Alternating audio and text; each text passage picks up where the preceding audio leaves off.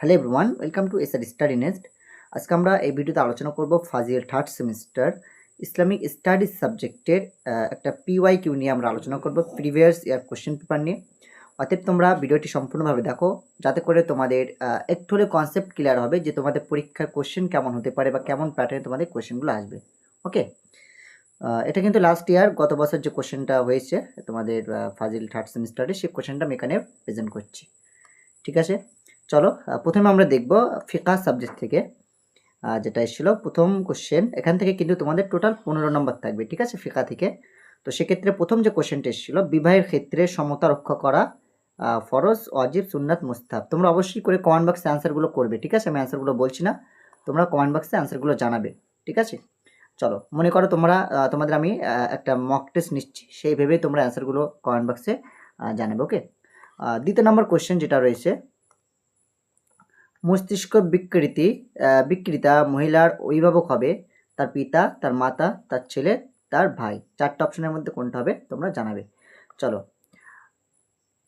সাইয়িব বলতে বোঝায় কুমারী নারী, বিবাহিতা নারী, অবিবাহিতা নারী, অপ্রাপ্তবয়স্কা। ওকে, চতুর্থ নম্বর কোশ্চেন, শব্দ প্রয়োগের দিক দিয়ে তালাক 2 প্রকার, 3 প্রকার, 4 প্রকার, 5 প্রকার।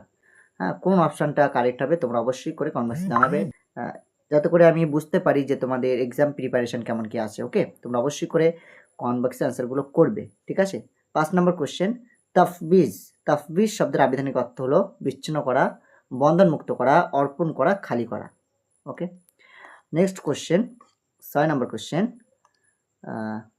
বিবাহের ক্ষেত্রে প্রাপ্তবয়স্কা কুমারী নারী চুপ থাকা তার সম্মতির লক্ষণ, তার অসম্মতির লক্ষণ, তার প্রত্যাখ্যানের লক্ষণ, উহাদের কোনোটাই নয়। খুবই সহজ কোশ্চেন কিন্তু।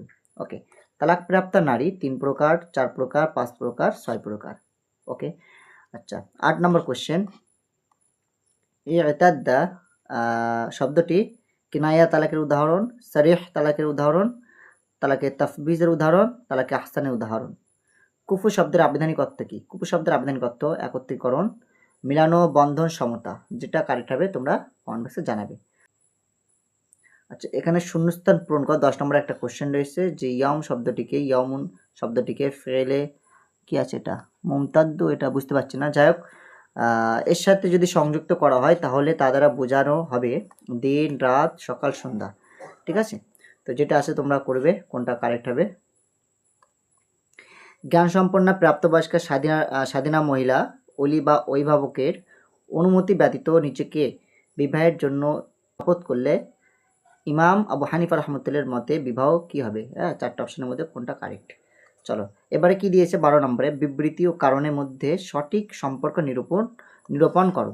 ওকে, বিবৃতি দিয়েছে যে তালাকের পর স্বামী তার স্ত্রীকে ফেরত নেওয়ার অধিকার রাখে, তাকে তালাকে রাজা বলে। কারণটা কি?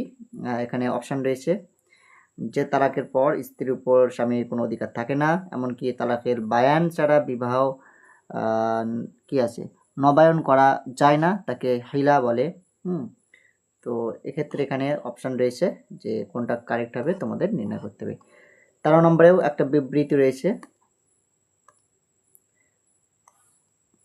তালাকপ্রাপ্তা মহিলাকে মুতা দেওয়া ওয়াজিব, কারণ তার সাথে সহবাস করা হয়নি এবং মোহরও নির্দিষ্ট করা হয়নি, ঠিক আছে।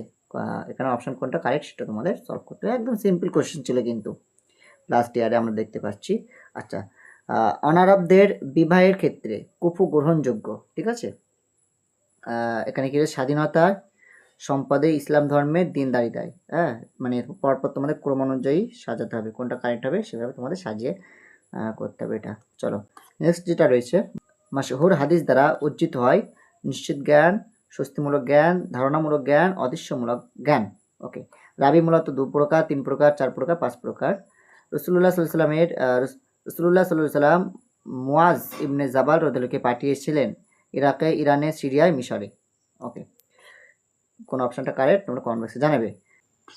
ওকে, এখানে একটা বিষয় তোমাদের একটু বলে দেই, এখানে একটা পেজ আই থিঙ্ক মিস্টেক হয়ে গিয়েছে। 14 পরে 15 নম্বর কোশ্চেন হবে এবং 16 নম্বর কোশ্চেন, দুটো কোশ্চেন আউট হয়ে গেছে। আউট মিনস ওই পেজটা আই থিঙ্ক অ্যাড করা হয়নি। হ্যাঁ, যে পিডিএফটা করেছে সে হয়তো মানে তার বাই মিস্টেক সে অ্যাড করতে ভুলে গিয়েছে। তো দুটো কোশ্চেন এখানে নেই। তো যাই হোক, এখানে যেগুলো আমরা সলভ করছি আমরা কিন্তু অলরেডি ফিকা কমপ্লিট করে ফেলেছি। দেন আমরা এটা উসুলের শ্বাসে যেটা বলি সেই সাবজেক্টটা কিন্তু কোশ্চেন আমরা দেখছি। ওকে, আচ্ছা 21 নম্বর কোশ্চেন যেটা এসেছিল, ইজমা শব্দের আবিধানিক অর্থ কি? ঠিক আছে, আচ্ছা 20 নম্বর কোশ্চেন থেকে আমরা দেখব। প্রথম প্রকার ইজমাটি হলো, চারটে অপশান, কোনটা কারেক্ট হবে তোমরা দেখে নেবে। দেন 21 নম্বর কোশ্চেনে ইজমা শব্দের আবিধানিক অর্থ কি? আচ্ছা 22 নম্বর কোশ্চেন, খবরে ওয়াহিদ শরিয়াতের দলিল হতে পারে? এখানে চারটে অপশানের মধ্যে কোনটা কারেক্ট সলভ করতে হবে। আচ্ছা কোরআন অনুযায়ী সাজাতে হবে, এটাও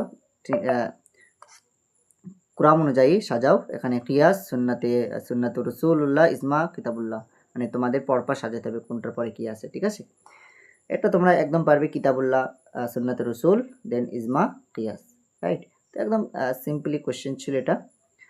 আশা করি তোমরা এগুলো পারবে, একদম বেসিক কোশ্চেন। তো তারপরেও তোমরা কেমন কি স্কোর করছো অবশ্যই কমেন্ট বক্সে জানাবে। ঠিক আছে, এবং তোমাদের যদি ইসলামিক স্টাডিজ সাবজেক্টে ক্লাসের প্রয়োজন হয় অবশ্যই কমেন্ট বক্সে জানাবে, আমি তোমাদের জন্য ক্লাস প্রোভাইড করে দেবো। ওকে, চলো কিয়াস সঠিক হওয়া সত্য বলি। এখানে চারটে অপশান রয়েছে, তোমাদের এগুলো পরপর ঠিকভাবে সাজাতে হবে। ওকে, তারপরে কি রয়েছে, সত্য মিথ্যা নিরূপণ করো, খবরে মুতাওয়াতির অস্বীকার কাফের, খবরে মাশহুর অস্বীকারী কাফের, কোনটা কি আছে তোমাদের এটা সলভ করতে হবে। এবারে আমরা দেখব আকায়েদ থেকে তোমাদের কোশ্চেন ছিল 6 নম্বর টোটাল কোশ্চেন এসেছিল। 26 নম্বর কোশ্চেন যেটা আমরা দেখব, রমজান মাসের রাতে তারাবির নামাজ পড়া এটা কি ফরজ, ওয়াজিব, সুন্নাত, মুস্তাহাব? মুমিনরা আল্লাহ তাআলাকে চাক্ষুষ দেখবেন, মানে নিজে চোখে দেখবেন, কোথায়? হাসরে, কবরে, জান্নাতে, জাহান্নামে। ঠিক আছে, কোন অপশনটা কারেক্ট তোমরা এটা করবে। সত্য মিথ্যা নিরূপণ করো, ইসলাম হলো মুখের দ্বারা প্রকাশ্য স্বীকৃতি, অন্তর দ্বারা বিশ্বাস। ইসলাম হলো আত্মসমর্পণ ও আল্লাহ তাআলার আদেশের আনুগত্য। ওকে, সত্য মিথ্যা তোমাদের সলভ করতে হবে। ঠিক একইভাবে 29 নম্বর কোশ্চেন, এখানেও সত্য মিথ্যা নিরূপণ করতে বলেছে, নির্ণয় করতে বলেছে। আমরা এই কথা বলি না যে মুমিন ব্যক্তিকে তার পাপ ক্ষতি করে, আমরা এই কথা বলি না যে মুমিন ব্যক্তি দোজখে প্রবেশ করবে না। ঠিক আছে, এখানে সত্য মিথ্যা এখানে সলভ করতে হবে। ঠিক আছে, অপশন রয়েছে চারটির মধ্যে কোনটা কারেক্ট হবে তোমাদের সেটা দেখতে হবে। মুজিজা প্রতিষ্ঠিত ওলিদের, ফকিদের, শহীদদের, নবীদের। ওকে, 31 নম্বর কোশ্চেন, ইমাম কখনো ইসলাম ছাড়া হয় না, আবার ইসলামও পাওয়া যায় না। ওকে, এখানে চারটা অপশান রয়েছে, আমল ছাড়া, আনুগত্য ছাড়া, ইমান ছাড়া, উপাসনা ছাড়া। ওকে, তাহলে প্রশ্ন ছিল কিন্তু ইমান কখনো ইসলাম ছাড়া হয় না, আবার ইসলামও পাওয়া যায় না। হ্যাঁ, এই বিষয়টা বুঝে কিন্তু তোমরা অ্যান্সারগুলো করবে। হ্যাঁ, ফারাইজ থেকে তোমাদের কিন্তু 9 নম্বর থাকবে। ওকে, তো সেক্ষেত্রে আমাদের যেটা আছে একটু দেখে নেই। প্রথম যে কোশ্চেনটা এসেছিল ফারাইজ থেকে, জাবিল আরহাম বিভক্ত হলো 3 ভাগে, 4 ভাগে, 5 ভাগে, 6 ভাগে। ওকে, তারপরের কোশ্চেন, দাদা জীবিত থাকা অবস্থায় সহোদর ভাই বোন ও বৈমাত্রীয় ভাই বোন উত্তরাধিকারী হবে, এটি অভিমত কার অভিমত? ইমাম আবু হানিফা রহমতুল্লাহ আলাইহি, হযরত আবু ওয়াক্কাস সিদ্দিক রাদিয়াল্লাহু আনহু, আব্দুল্লাহ ইবনে আব্বাস রাদিয়াল্লাহু আনহু, যায়েদ ইবনে সাবিত রাদিয়াল্লাহু আনহু। ঠিক আছে, অপশন কোনটা কারেক্ট হবে তোমরা করবে। আচ্ছা, মুনাসাখা শব্দের আবিধানিক অর্থ কি?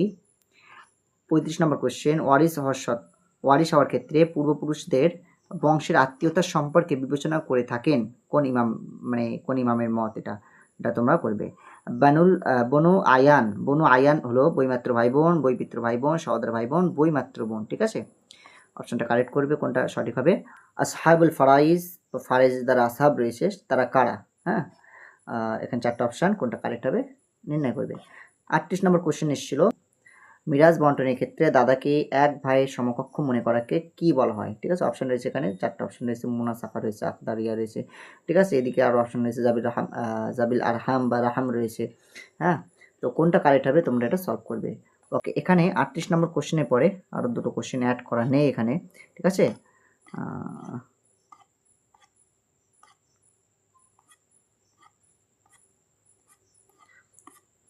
ওকে, এখানে তোমাদের ফারাইজ থেকে 7টা কোশ্চেন অ্যাড করা আছে, অর্থাৎ 38 নম্বর কোশ্চেনের পরে আরও দুটো কোশ্চেন এখানে অ্যাড করা নেই, মানে ফটো তুলতে গিয়ে যে পিডিএফ করেছে সে হয়তো কারেক্টলি রেডি করতে পারেনি। তো যাক, তোমাদের ফিকা সাবজেক্ট থেকে একটা কোশ্চেন আমরা লেফট করেছিলাম বা দেখেছিলাম যে ছিল না, তো এখানে সেই কোশ্চেনটা দেখতে পাচ্ছ। হ্যাঁ, এখানে কিন্তু সেই কোশ্চেনটা রয়েছে। ঠিক আছে, এখানে রয়েছে, মানে মিলানো রয়েছে, ম্যাচ করা, ক স্তম্ভের সাথে খ স্তম্ভ ম্যাচ করো, সেক্ষেত্রে এখানে দেখতে পাচ্ছ অন স্ক্রিনে। আর 16 নম্বর কোশ্চেন, অর্থাৎ তোমাদের উসুলে ফিকা থেকে প্রথম কোশ্চেন, অর্থাৎ 16 নম্বর কোশ্চেন যেটা ছিল, সুন্নাহ শব্দের আবেদনিক অর্থ কী? ঠিক আছে, এখানে 4টা অপশন রয়েছে, যেটা কারেক্ট হবে তোমরা নির্ণয় করবে। আমরা এখানে অনলি 2টো কোশ্চেন দেখতে পেলাম না, অর্থাৎ ফারাইজ থেকে 2টো কোশ্চেন আমরা দেখতে পেলাম না, বাকি সমস্ত কোশ্চেন কিন্তু আমরা অলরেডি পেয়ে গিয়েছি। ঠিক আছে, যে 2টো কোশ্চেন আগে ছিল না, আমি এখানে সেটা আমরা দেখতে পাচ্ছি, 15 এবং 16 নম্বর কোশ্চেন। তো যাই হোক, আমরা আজকে আলোচনা করলাম তোমাদের ইসলামিক স্টাডিজ সাবজেক্টের লাস্ট ইয়ারের কোশ্চেন পেপার। ওকে, তো এই প্রশ্নগুলোর মধ্যে তোমরা কতটা কোশ্চেনের অ্যান্সার তোমরা জানো বা তোমরা সলভ করতে পেরেছো, কাইন্ডলি তোমরা একটু কমেন্ট বক্সে জানাবে। ঠিক আছে, তো চলো আজকের ভিডিও এই পর্যন্তই, আমরা নেক্সট ভিডিওতে অন্য কোনো টপিক নিয়ে আলোচনা করব। আর হ্যাঁ, তোমাদের একটা ইনফরমেশন দিয়ে রাখি, আমাদের কিন্তু ফাজিল থার্ড সেমিস্টার একটা গ্রুপ ক্রিয়েট করা হয়েছে, গ্রুপের লিঙ্ক আমি ডিসক্রিপশন বক্সে দিয়ে রাখবো, তোমরা যদি সেখানে জয়েন করতে চাও জয়েন করতে পারো। ওকে, সো চলো, thank you for watching this video, দেখাবে নেক্সট ভিডিওতে।